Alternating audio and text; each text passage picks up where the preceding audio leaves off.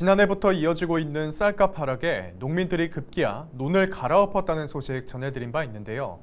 올해도 풍년이 예상되면서 쌀값은 더 떨어질 거란 전망인데 정부의 쌀값 안정책은 여전히 신뢰를 얻지 못하고 있습니다.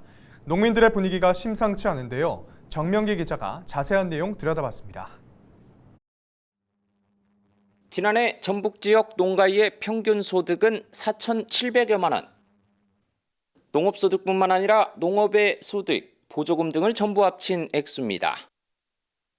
하지만 순수 농사만 지어 벌어들인 평균 농업소득은 1,400여만 원에 불과합니다. 무려 20년 넘게 제자리 수준입니다. 농업소득이 평균적으로 1,600만 원이잖아요. 1,600만 원 벌어가지고 누가 먹고 살겠습니까? 그래서 다 도시로 나가는 거 아닙니까? 농업소득을 보장하는 차원에서 접근을 해야 된다, 쌀값이. 하지만 곤두박질 중인 쌀값에 수확을 포기하는 농민도 생겨납니다. 지난해 8월 기준 5만 5천 원 선이던 쌀값은 20% 넘게 떨어졌습니다. 45년 만에 가장 큰 하락폭입니다.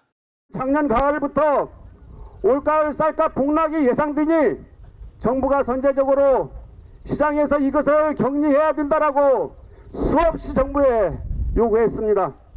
그런데 정부에는 어떻게 행동을 했습니까? 차일 피일 미루다가 그것도 찔끔찔끔 또 우리가 지금까지 들어보지도 못한 쌀값을 하락시키는 지적가격 역공매 방식으로 정부는 시장 격리를 했습니다. 식탁 물가는 오르는데 쌀값만 정반대인 상황.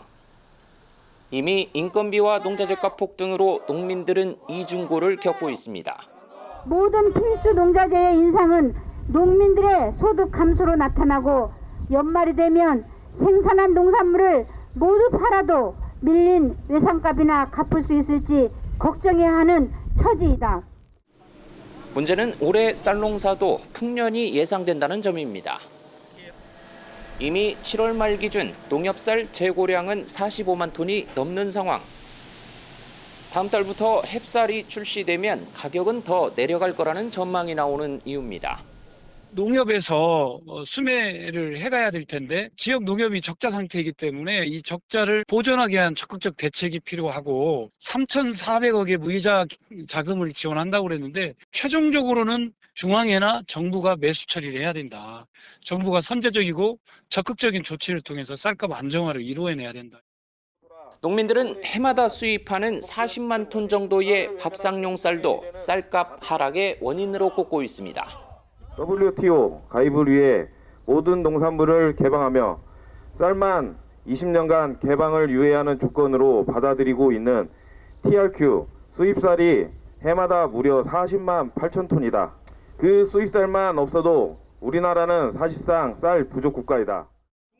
쌀값 하락을 막고 수급 안정을 위한 정부 차원의 대책을 요구하는 목소리가 커지는 상황. 여러 가지 검토를 해서 기왕에 하는 거라면 최선의 효과를 낼 수 있는 방안으로 그렇게 추진하겠다는 말씀을 드립니다. 농민들은 오는 29일 전국적인 총궐기 대회를 예고했습니다. 헬로티비 뉴스 정명기입니다.